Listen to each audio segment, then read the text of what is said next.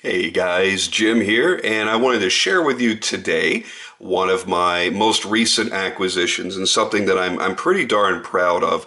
Very happy to have been able to luck into this.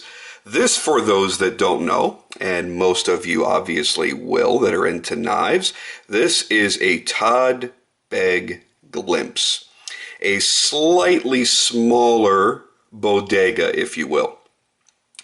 And I'm hard pressed to find anything about this knife that I don't truly love. And here's what's funny about it. I really don't like knives with wood inlays. You'll notice in none of my videos have I ever shown you a knife with a wood inlay. This is my first, and part of it was because, hey, it's an available glimpse. I'm going to jump on it. And B, I saw this, and it's Amboyna Wood. I saw this deep, dark, rich wood, and it complemented the black G10 so well that I thought this is going to be just perfect. And you know what? It really is. This is actually even nicer than I anticipated when I first purchased it. So let's give you some nice, tight close-up looks. You see this thing is just in amazing condition. And when I talk about the provenance in a minute, it's even more amazing considering the age of the knife. This was from 2007. I asked Todd about it. I was fortunate enough to nab him while he was online one night. And just kind of chatted him up a little bit about it. And he says, yeah, he goes, this is pre-IKBS. This is right before I switched and made my logos a little bit smaller. He's like, this is a real classic. He goes, well, this is one of the early Glimpse 2.0s, really super early. And for not having IKBS, it actually flips open nicely. It's not as lightning fast as the Bodega is, but again, that's the lack of the IKBS. Now, before we get too far into it, let's give you some size comparison here. We'll put the Glimpse at the bottom and we'll put a Bodega up at the top. And you'll see that there's really not a huge difference. I really expected there to be a much bigger difference, both visually and in the hand. And there's really not. This is a little bit slimmer in the hand, and it's definitely a lot slicker because there's, this has the G10 in it, so it's a little bit grippier. This has nothing whatsoever. It's very, very smooth. So get that bad boy open.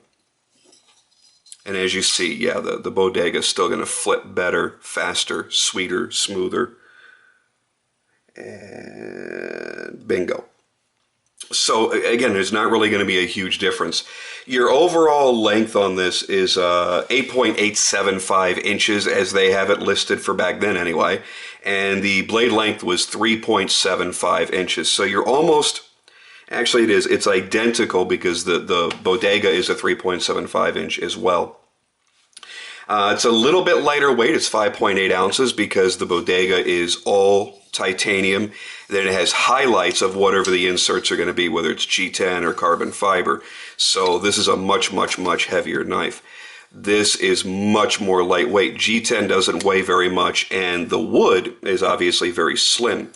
Now here's what really amazed me, and I'm going to try to do my best to give you the right angles. There is no seam between the G10 and the inlaid wood. I mean, you can run your fingers over it all day and you don't feel a thing. It is just flawless. I mean, I really get it now. I really understand why the Glimpse is so sought after. This is another world above a Bodega in a different way. I mean, this is obviously a more gentleman's knife, a more dressy kind of elegant knife. One of the neat things they did in here, I don't know if I can get the lighting just right. Yeah, you look inside the titanium liners and he jeweled the liners before he completed the knife. And it's a beautiful look that the light only catches every now and then. And it's a beautiful accent. The fit in the hand is a bit different. It's going to be, I don't know, it feels smaller in the hand. The width of this flipper pushes your hand further down this way. So it definitely feels smaller in the hand than when you're holding the Bodega. Plus with the bodega, you tend to use the choil a lot, so you even have more room left over. But you'll see in my hand, this being completely smooth and this having this ramp going up toward the back, that changes the grip as well. And again, not that that's a bad thing. It's actually more comfortable and more secure feeling in a reverse grip. But the craftsmanship on this is just utterly fantastic. I'm not entirely certain the steel that was being used. I don't know if it was M690. I don't know what he was using back then. None of the research I've really done on it has told me very much.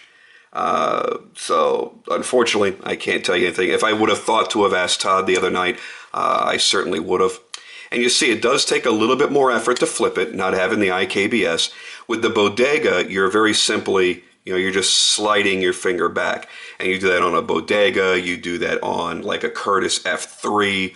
This has to be flipped more like a hinderer. You really have to kind of push down on it, more like just slamming it down.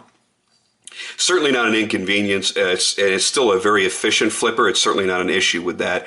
I put a little bit of lube in there just to kind of help it a little bit more. It didn't really change much. Here is the lockup here.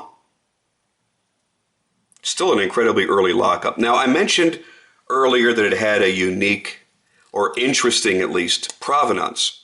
This was sold directly from Todd Begg in 2007 to somebody that many of you knife nuts will recognize the name, Rob Orlando.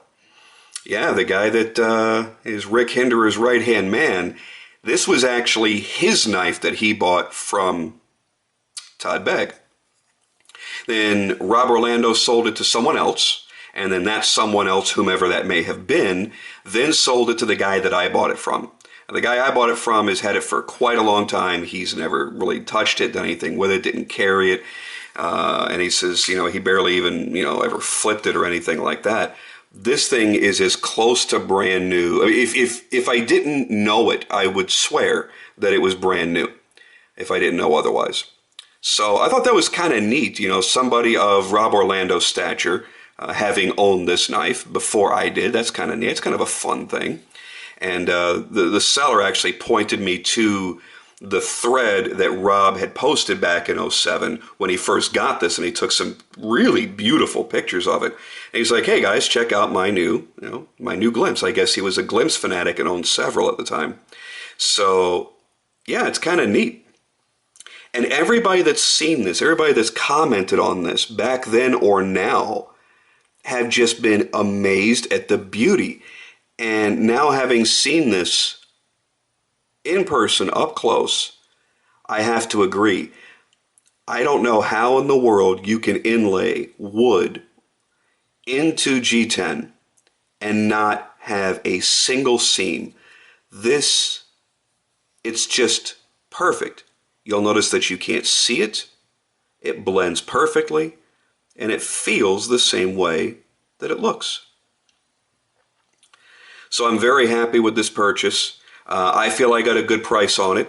I know that lately I've seen a few different lesser expensive Glimpse models, like the all G10s. Like the last two I saw go, one was an orange G10, and then the one before that was a clandestine. So it was kind of like that G10 camouflage.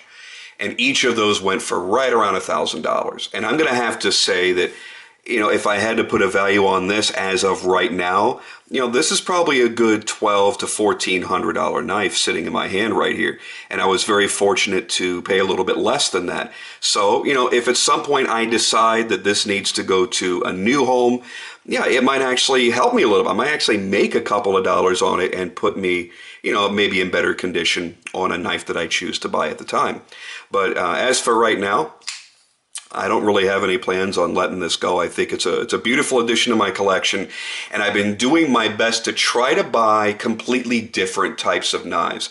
I don't currently have anything with any wood inlay. I don't have anything that has this level of fit and finish built into it. especially in a flipper. So I think this is really going to be filling a gap, filling a void that I have in my collection. So I'm feel very fortunate to be able to pick this up. Rich, if you're watching this, thank you very much for the opportunity to pick this up. I am very grateful for that. I'm very, very happy. And now I'm trying to decide how quickly it's going to make it into the pocket. Because you guys know me. I mean, nothing's going to be a safe queen. This is going to get carried. And I can see at some point in its life it was carried, because it just has a couple little marks on the titanium pocket clip, which, by the way, beautiful pocket clip, isn't it? So I'm not going to feel bad about carrying this knife. Now, it's certainly not going to be relegated to user status where I'm going to go, well, hell, I got me a whole bunch of cardboard to cut down. I'm going to grab... No, that's just simply not going to happen, because this is a more collector's type of knife, at least right now. I'm on the order list for a Glimpse 5.0, which should be July or August is when Todd is supposed to be making those, from what I understood, at least from the email that I got back from Mattia.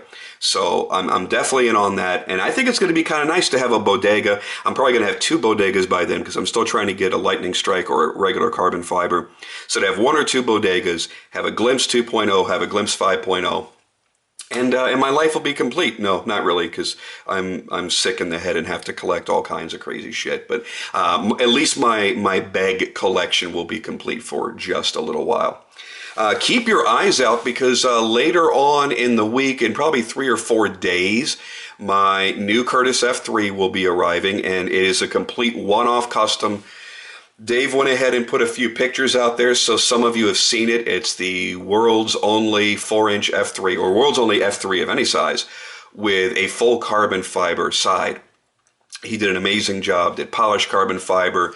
He polished certain areas of the titanium. He polished the clip and two-toned the pivot and two-toned the blade. He did a crazy, ridiculous, sick job, and it just shipped today, so I'm pretty excited about that. And, there's a few more special things that I'm just not going to tell you about right now. So that should keep you guys coming back to my channel, I hope. Thank you to all my subscribers for being here, as always. I very, very, very much appreciate it. You guys absolutely rock.